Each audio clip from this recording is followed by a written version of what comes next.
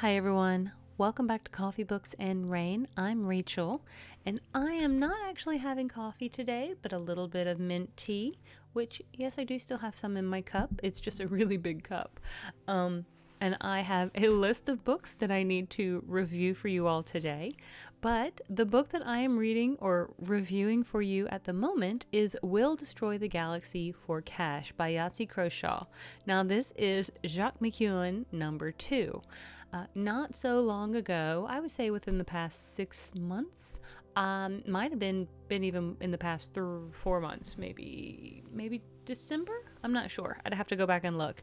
But I did the first book because I have it on Audible and needed something fun and lighthearted while I just kind of sometimes as I'm sitting at my work desk, I just need to listen to something.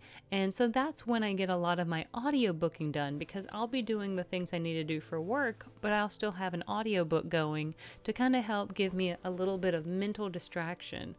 Weirdly, it's helped me focus since high school. That's how I used to study, is I would turn on the TV in the background and then I could actually study better. It's weird, I know. Doesn't, like, every once in a while I have to turn it down just a little bit in order to make maybe respond to somebody, but that's it. I have to turn the volume down so I can then respond, but then it goes back. But anyway, we're not talking about that sort of thing and ways I teach myself to focus. We are talking about Will Destroy the Galaxy for Cash. And I picked it up, and I already had it in my Audible queue, so I had read it a while ago. And just really wanted to listen to something light and silly and fun. And that's exactly what this is. This is a sci-fi space adventure with a kind of defunct space pilot who really isn't space piloting anymore. And when he gets into this particular book, he's already had one particular adventure where he had to pretend to be Jacques McKeown, who Jacques McKeown is an author who writes a whole bunch of space pilot books. Well, the bad thing is Jacques McKeown is known for stealing other pilots' kind of stories and putting them into a book, and then he gets to make money off of their stories. Well, now this particular guy, he is pretending to be Jacques McKeown. So space pirates are not pilots are not super happy that he is out here pretending again. And I have just got my sleeve so turned around. Hang on. Taha. So we dive into this book, and Jacques, or as he's trying to go by now, is Dashford Pierce, because we never do learn his real name. We only know these aliases that he goes by. Dashford is trying to find a way out of the galaxy. He's just ready to change his life, stop being a space pilot, and just escape to the furthest reaches. Well, there is a particular kind of deep space expedition called the Aniris Corporation, and so he goes over there and he applies. Well, apparently there's a waiting list a mile long for people who pilot ships or do mechanics or do security, and so he's put on like the bottom of the list as like person number 99 on the bottom of the list. So he asks him, like, well, what can I do to kind of make my way to the top of the list any faster? And she's like, well, we need scientists. And he's like, so if I bring you some scientists, you can maybe move me up on the list. And she's like, bring me some scientists and we can make it work. So that's what he sets out to do. He's like, I'm going to go get some scientists. So he goes out and he's starting to try to think of what he's going to do when he is approached by a blast from his past, but really it's just book 1. And she comes in strutting in, and she hang on, I lost my spot. It went to sleep. There we go. So she comes strutting in with her sassy attitude and her almost lawyer-like mindset, and convinces him, okay, look, I will help you get some scientists, but you got to do this one thing for me. You got to help me steal this this antidote because Robert Blaze is sick. And Robert Blaze is supposedly this like very famous star pilot. He's retired, but he's been doing some good things on Salvation Station, which is kind of like, I don't want to call it like a refugee camp for space pilots, but kind of. It's kind of a refugee camp. Well, another person shows up from his past, and his name is Daniel Henderson, and that's also from book 1. So don't dive into book 2 without reading book 1, because you're gonna need some of the references from book 1, especially who all of these people are and where they've all come from and how they connect together, why they may or may not get along with each other. So that's what we're doing. So he goes over and he's like, all right, cool, Daniel, I will come to your it's like Jacques McKeown, but it's like a comic convention, but it's just for Jacques McKeown. And apparently Daniel Henderson, who is like one of his number one biggest fans, had tried to do it the year before and held the convention, but Jacques McKeown, aka this guy, did not return his emails or phone calls. So riots broke out, half the city was burned, all because Jacques McKeown didn't show up to the first McKeown Comic-Con. So now we're having year 2. Daniel's so excited because now he's got the real deal guy, and it is packed. It is absolutely slam packed. It's like the biggest convention of the year. Like San Diego Comic-Con meets C2E2 in Chicago meets probably like PAX East or something. But it's like all of those mixed together with Dragon Con. Like everybody's just like fanboying. And Jacques is just absolutely frustrated with the whole thing. He's never read these books. He doesn't know anything about these books, but now he's sitting at a table trying to sign copies of these books and answering questions, or not really answering questions, for this fan base that's so incredibly large. So that's where things kind of start to go wrong, because the heist still has to happen. And so we have 2 additional, I guess, heist participants. One, he's kind of like this little techie cybernetic super genius who's really able to like create minions, and this other guy who's like this international, I guess, cat burglar would be the best term for him. Yeah, those are the people on his team.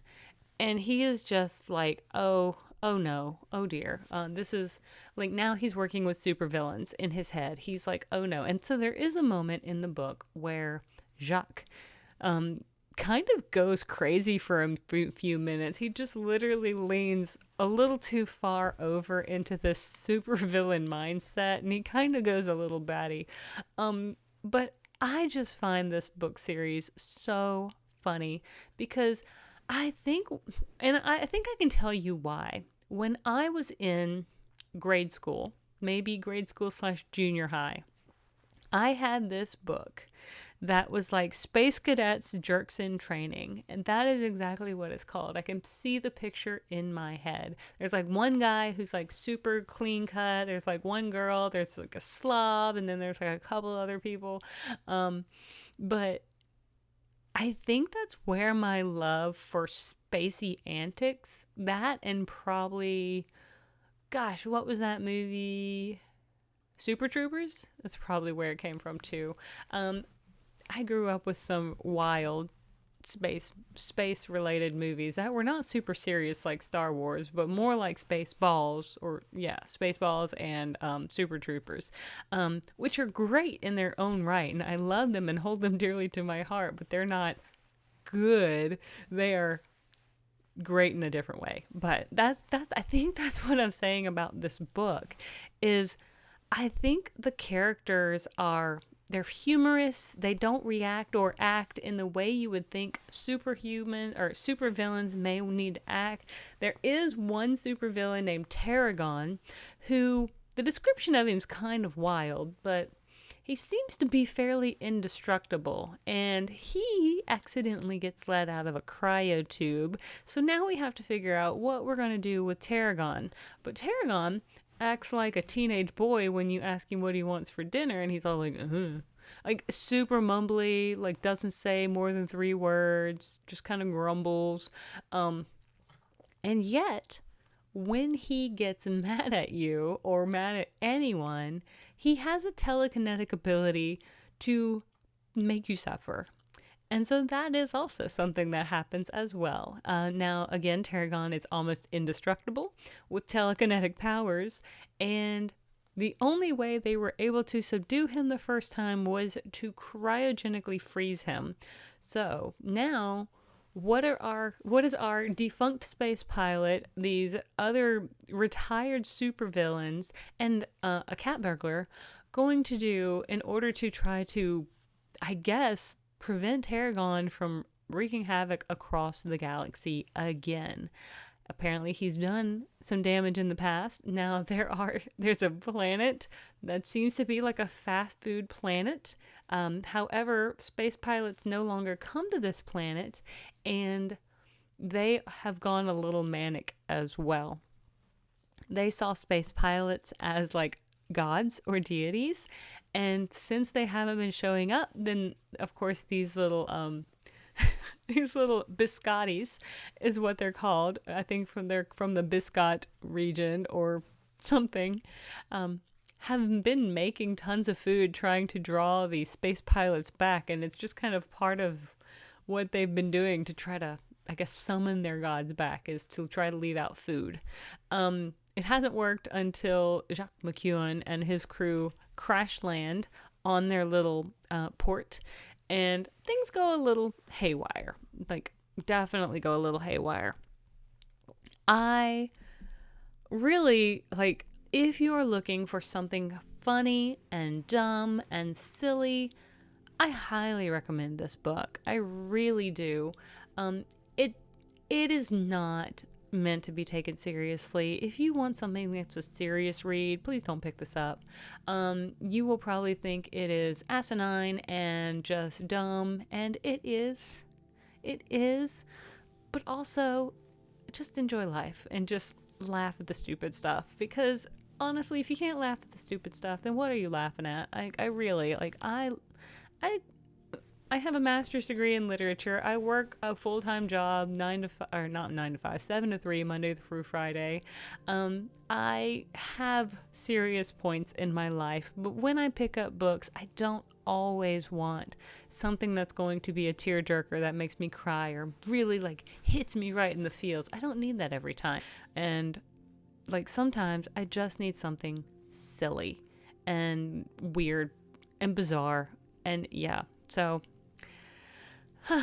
I think that's my 2 cents about this particular book. I am going to read book 3, and probably I'm going to start it tomorrow when I head on my drive to go see my mom. But I will say this has got some, we wonder if Jacques is going to be able to overcome this next trial and what is going to happen next, because I don't even think I need to read the summary to you. I didn't read the summary to you, and I don't think I need to. I think I just need to point you in the direction. If you want to read the summary, you can. But again, it's about a daring heist that may or may not go the way you're planned to, may or may not be the thing they were trying to steal, and the whole bunch of people trying to chase after him in order to some think he's Jacques McKeown, some thinks he's just pretending, and everybody's kind of right. But anyway, with all of that being said, I think I'm going to leave it here, because it's not a long book. It's really, like, honestly, I don't even know if it's a book. I think it's just an audio book. So I don't even think I can tell you, at least on Goodreads, it just says only from Audible. So it may only be available on Audible. But I do know there's 3 of them. I think this one is will destroy the galaxy for cash, and then the final one is something about something like will leave the wait a minute, I got it. Yeah, will leave the galaxy for good. So that's number 3, is will leave the galaxy for good. But thank you guys so much. I hope you'll like and subscribe, and I will see you all on the next page. Have a great one. Bye.